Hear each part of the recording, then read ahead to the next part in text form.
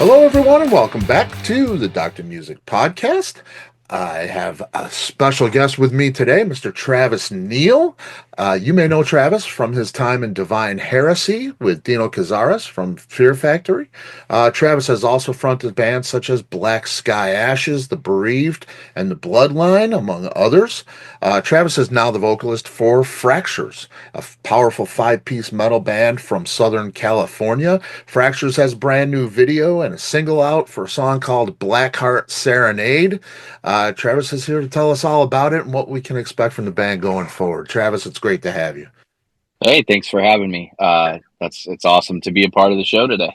I so appreciate you, man. Obviously you're on the run, you're a busy guy, and taking the time, I so appreciate it, man. Yeah, no worries at all. I'm thankful that you wanted me to come on in. Yeah, definitely, man. I hear this fracture stuff. There's not a lot out there. That's the only thing. Where it keeps me aching for more. But we got this new single. It's fantastic. Video is really cool. And I'm just wondering, you had a 5-song EP in 2022, the Firewater Sessions. Great stuff there. When are we going to see a little more from FRAXURES? So the plan, as it sits right now, we just put the single out to kind of reintroduce people to the band, reintroduce all the listeners to what we're doing, and hopefully gain some new followers and new listeners, which it seems like we have. We've been kind of in writing mode, and I guess, life happens, so it's kind of set us back a little bit with the writing and processing of the new record. So the plan is to release 3 to 4 singles before the record release, which we're planning on, if all works out, a fall release this year. Wow! For our first full length. And a couple singles leading into it. This was the first one because we felt like, as a band, this showcased all aspects of what we're trying to do as musicians, and reintroducing the band to fans that are familiar with our music. I feel like this album, and this single are definitely a step up from the Firewater sessions.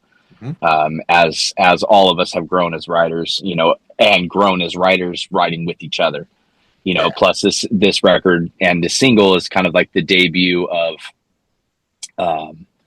me and Fred also being a part of the full writing force of the band. And, when Firewater Sessions came out, Fred was already kind of established with the band. I was just coming in. So, there was stuff already written. So we were just kind of working around it. So that kind of like, I can't even form the right words. It was just kind of a hodgepodge. We put it together, we made it work, and this song and these new songs are kind of like we've all been involved in it now. So I think these new songs are fully FRAXURES instead of it being just coming into FRAXURES. You know what I mean? Yeah, definitely. And you are the voice of the band, so you're carrying a lot of that feeling that's in the writing and in the lyrical aspect of it. You're bringing that forward emotionally, and when they're not your words, or they're not been written before, you can still do it. But now being a part of that, I would imagine, really helps with the emphasis on your emotional attachment to it. Yeah.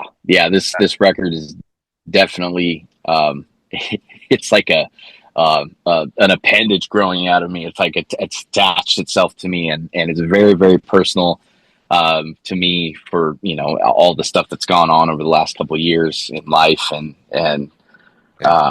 being able to finally exhale all of that.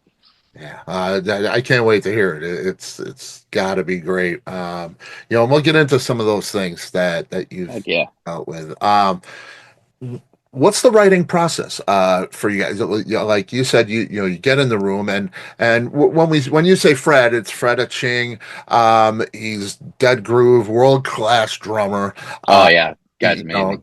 know, uh, Kings of Thrash. He's done so much. Bullet Boys. Um, you get together with Fred and bring it to the rest of the guys, or how does the writing process work for you guys? In the past with projects before, it's always been kind of like a one or two person songwriting team, and then we give it to show it to the rest of the musicians. Everybody kind of learns the parts, and we go from there. With Fractures, it's kind of like a 5 person writing team. Okay. We all write. So generally those guys will get together. Nolan and Esty and Vinny for the string section. They'll kind of come up with some ideas, hash them out. Sometimes we'll just write program just a basic beat for the song, give it to Fred, then Fred gets in it, and he has his areas that he tracks up there, because we're all in kind of different places. Right. We're kind of scattered about, and Fred will track his stuff, and then once I get a good skeleton of a song where I can hear everything crisp and clear, then I'll go in and start doing the vocal patterns and start writing the lyrics. And then sometimes me and Nolan will sit down and write together, since he is, I guess I wouldn't even call him a second singer in the band. He's like the other singer in the band. We're not, he's not like a backup singer. We're two singers that kind of engulf each other as each other singing. So while he's singing, I'll wrap around him and weave in and out, and vice versa.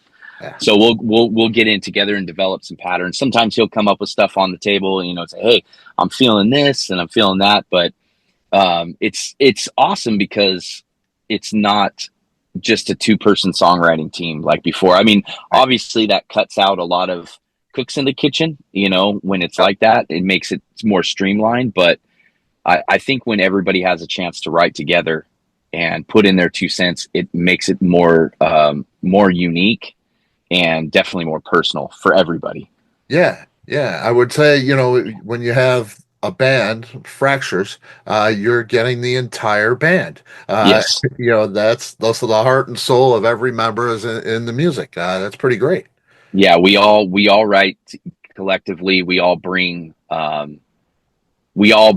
music to the table. At being a vocalist, I'll bring drum beats to the table. I'll bring guitar riffs to the table, and just like everybody else, they'll bring vocal ideas to the table, lyric ideas, themes of songs, stuff like that. Hey, what do you think about this? And it's kind of cool. It's a really cool collaboration, and I think it shows in the end product. Because we're all really putting all of it in there instead of it, being just a couple guys. Yeah, yeah, I can appreciate that for sure.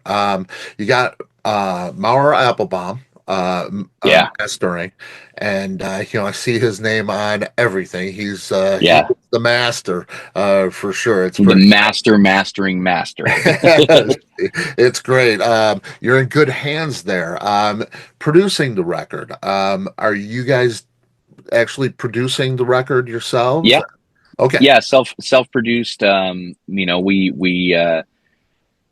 no other input. I mean, we have the guy that's mixing and mixing for us, Joel Wanasek. Mhm. I've worked with Joel before. He's a great mixing engineer, and he is a great producer as well. Me and him and his partner Joe kind of produced and recorded and wrote all the lyrics for the Bloodline record together. Okay. So, but he hasn't been involved in this as for, production. He's just doing the mixing part. So yeah, this is kind of we're self-producing, just doing it all on our own backs. You know what I mean? Yeah. No label, no funding. It's just, it's all coming out of our own wallets. Man, and I can appreciate that for sure. I know that's not easy, and you when you get heart and soul behind something, man, you can do anything. You really, Yeah, absolutely. It's definitely driven us to, take ourselves out of our financial comfort zone to get things done, because we believe in it as much as we do. Yeah. It's not just something that we're like, we'll get around to it. It's like we want to get it out there because just as much as people are excited to hear it, we're even more excited to release it and show it to people. That's great, man. We're excited to hear it for sure. I just had Holly West on from Dead Groove and Nice, Sacramento, of nice. course.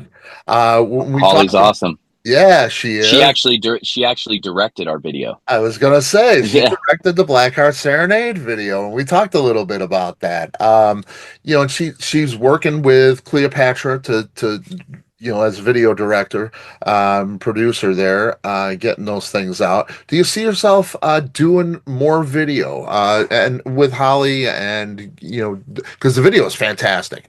It's really a great accompaniment because you get to see the band, you get to see Mhm. that intensity of the band, because you really bring it in that live setting, in that Yeah. visual setting. Do you see yourself doing more video? Oh yeah. So in the past, we've released a couple videos. We have a video for Remember from the Firewater sessions. That was all directed by the bass player Vinny. So Vinny's normally our video guy. He's normally the guy that does all the videos, and it was nice for him to be able to just perform this time. Mhm. So yes, we're tossing around an idea of a concept. So 3 videos for 3 singles that tell a story. If there's like some random cutscenes that you see in the Blackheart video, Okay. and as we bounced around back and forth, what we were going to do with it, and so on, and they just kind of randomly in there's the little random cutscenes, and people are probably like, "What the hell are these cutscenes? They don't make any sense. Like, I don't get it." Well, the next video for our next single, we want to do less performance and all dialogue, like all story based. So it kind of tells the story of what's going on, and then cap it all off on the 3rd video. So like a 3-part video. So yeah, there's if time permits, it's not a money issue. It's just time. Like, we'll make 100 videos if we can. It's great. Vinny's always down. We had this guy Darren Porter that came in and did all the camera work. So Vinny didn't have to do any camera work. He didn't have to direct. He just could sit back and play and do his part in the band. So we're hoping to get the same team. I would love to get Holly back. I would love to get Darren back, and I think that they're pretty down to do it. So that's great. I'm sure people can expect more visual video stuff coming out soon. That's cool. That's cool. And there'll be a link down below to check out the Blackheart Serenade video. And once you see it, you'll want to see the next ones for sure. Heck yeah. Heck yeah. It's pretty cool. You've done some beautiful acoustic type stuff as a solo artist. You got 724 and Red Light. Those, really hearty, soulful stuff. Do you see yourself doing more as a solo artist in between this, as the stuff that might not fit into the Fractures, box? Yeah, absolutely. That's been my go-to whenever I'm doing stuff outside of Fractures. Mm-hmm. So yes, I've been plucking away at that for a while. I had planned to release a record last year in the fall, while I was out on medical leave for like a year. Yeah. But unfortunately, the scope of the medical stuff that I was dealing with and the treatments and everything, it made it kind of to the point where in my spare time I was playing, and then I'd get too tired, and then I developed kind of a mean case of neuropathy in my fingers. So I'm almost got all my sensitivity back and my feeling back in the tips of my fingers, but it hindered my guitar playing. Okay. I mean, I'd be playing my acoustic and the pick would literally fall out of my hand, and I wouldn't even realize it till I looked down, Wow. Wow. So yeah, there's definitely more of that coming. I got a couple guys that are helping me out that are incredible musicians to write some more stuff. Songs like Red Light and there's a couple other ones we're transcribing to acoustic. I've been doing acoustic performances. Yeah. So yeah, definitely. I'm definitely going to be keeping that going because I love playing heavy music, but I've been playing heavy music my whole life. And right. I have such a broad spectrum of what I listen to. And, one of my favorite artists is Dallas Green from City and Color, and he used to be in Alexis on Fire, and yeah, I definitely want to go down that avenue, on Yeah. my free time for sure. That's cool, and so do we. I'd love to hear more of it. It's really great what you got. It's cool, and I wanted to ask you about your health, and I don't want to get too personal, and if you don't want It's to talk okay. about it, totally understand. But as I understand, you've had a couple of bouts with colon cancer. Uh, yeah. One specifically, it was a stage 3, and it was pretty gnarly. Just kind of out of the blue, it's like some random pains, and then some blood in some places that there wasn't supposed to be blood, and Yeah, yeah, it was a stage 3 diagnosis. I was out for a year. I had half my colon removed, because it was about a baseball size attached to my inner abdominal wall. wow. And then I did 6 months of chemo after that. Pretty aggressive chemo treatment, according to my oncologist. He was like, they could have gotten it all out in the surgery, but we're going to make sure. And you're young, so we recommend taking a pretty aggressive approach to it. And luckily, through my surgeons and my doctors and my oncologist and everything like that, a year after my last chemo treatment, I got a clean bill of health. Wow. So it's all gone. It's all out of there. As for now, we're gonna. They said, yeah, 2 years looks pretty good. You make it about 5 years, essentially you're cured. So, I'm just gonna keep doing my normal scans, and as of right now, I am 100% healthy. Man, I'm so happy for you, man. That is great. Wow, great news. That Yeah, it was great for me too. I bet. On a scale like that has to you examine your life a little bit. What things really mean. What are the essentials, all of that, and things that you want to do. Mhm. You know, it, was there anything that came up like something you wanted to do that you hadn't done, and kind of brought you out to get that done. I mean, we all kind of hope, for certain things or to go Mhm. certain places or do certain things in our life. Did it make you more aggressive to do those things? Absolutely. Truth be told, before this stuff happened, I was I was kind of on the fence of whether I even wanted to. I wanted to do my solo stuff, and but I really didn't have a drive, and I struggled a lot with fractures. One of the hangups for the 2 years that we were out, besides the year of going through the health stuff, even though I had free time, I struggled to find my rhythm, and I struggled to find my inspiration to write. I'd sit down and try to work with these songs, and like nothing would come out. I think there was a heavy depression going on at the time. I had some other personal issues in life that were leading to that, and so when all this happened, uh, like when you get a health scare, it's like a health scare. But when like something like this happens, it kind of redirects to your mind. Like problems that you felt like were the end of the world seem like they're you know Yeah, just that, unbelievably small. yeah, Um, and I recorded my journey through chemo and everything on my social media, not for sympathy or anything like that, just simply so I could go back to it whenever something happens in my life and I feel like, oh my God, what am I going to do? There's no way out of this. And I can look back and be like, look, you made it through that. This yeah. is small potatoes. So when I came out of, I started writing the lyrics and tracking the record vocally while I was still going through chemo. I had a week on and a week off. So, week on 3 days, I had like a 2.5 hour session where I'd go in and sit in the chair, and they would put it all in me. And then I had a pump that I had to keep attached to my port and walk around with that thing for another 2 days. And I went to Vinny's house. We did all the vocals at Vinny's house in his studio. And, I went up there to hang out with him and like see what could happen. And literally as soon as we sat down, it was like the floodgate opened. And I mean, I was tracking out, writing lyrics, writing melodies, writing vocal patterns and everything for sometimes 3 songs in one session, and tracking it all in one session. And it was just like, yeah.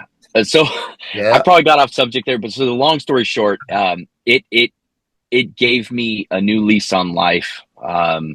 It made me, savor every little moment a little bit more. It made me look to the future, more than just day by day. And it, most importantly for me, it reignited a fire that I thought was dead. And the music stuff, I mean, I was on the fence of whether I even wanted to do it anymore. And I realized that,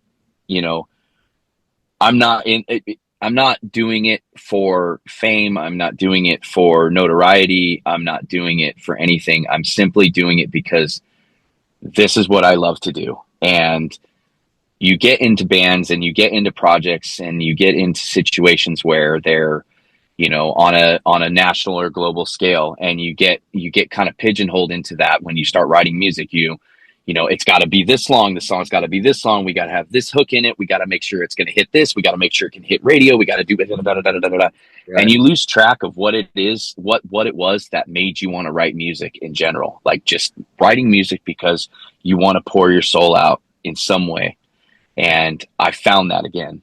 And that's, if I can really say, that's the most important thing that I regained from this stuff.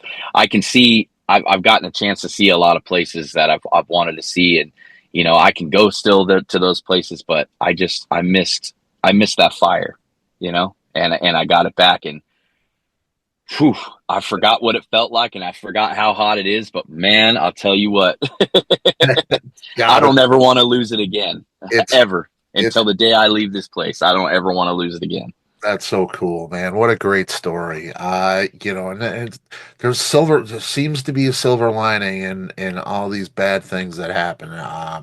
And that is definitely a great silver lining, man. Yeah, one door closes, and if you're patient enough, multiples can open back up. It's just when that one door closes, it seems like that's the end. Yeah. And and it never is. When your cable bill goes up $15, it's not so bad anymore, No. In fact, mine's coming up on a year from moving into my place, and in June, I'm sure it's going to go up from 50 to 100. I'm going to be like, oh, sons of bitches. But I'll figure it out. That film, and it's not so bad. It's pretty great, man. It's pretty great. FRAXURES on tour 2025, maybe the beginning of 2026. Are you looking at any touring? There's been talk about it. I know that the guys are kind of chomping at the bit. They'd love to go out. And I mean, I'm down too. I just, we want to make sure it's the right tour, the right package, just the right kind of flow for everything. So we're not in a hurry to say tour nationally. But if the offer came and it was a good one, we would probably jump in a van and go. Yeah. Right now we're just trying to reintroduce our fans to our music here locally, and then obviously getting out to the other areas, LA, go up to the Bay, maybe some small ones, maybe like a West Coast run, maybe just doing Arizona and Nevada and California, maybe hitting Texas. Stuff that we can do, go out for a week and hit like 4 or 5 shows in that week. Right. And I know you were in Chicago. You had AJ Capilano in the Bloodline. Yes. AJ from Wings of Severance, man. Yeah.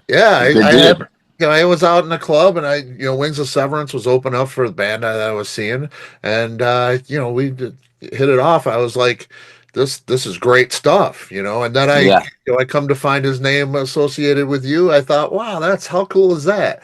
It was cool having him play. I mean, he's a guitar player, actually, but he played bass with us, and Right. it was rad because he's also a singer. So it was cool to have. I have a hard time finding backup. Like somebody that can sing backup. So I ended up running the harmonies on a track or something.